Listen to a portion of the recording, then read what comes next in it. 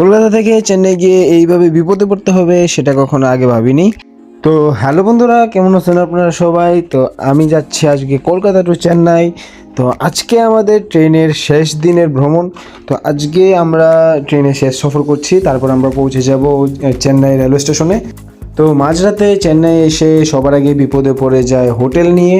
কোথাও রিজনেবল প্রাইসে হোটেল পাচ্ছিলাম না।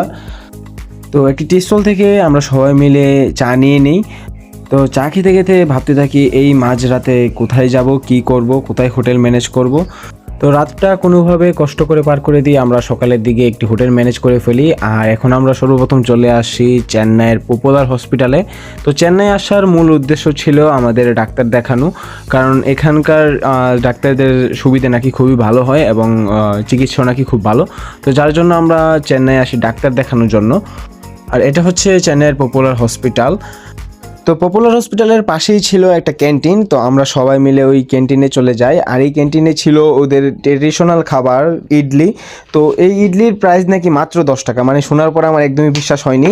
আরও বিশ্বাস হয়নি সেটা শোনার পর, যেটা হলো এই ক্যান্টিনে যাই খাওয়া হোক সেটার প্রাইস নাকি ধরা হয় মাত্র 10 টাকা। মানে এটা অবিশ্বাস্য একটা ব্যাপার। তো আমি খেতে থাকি ইডলি, আর আপনার চ্যানেলটা সাবস্ক্রাইব করতে থাকুন। টাটা।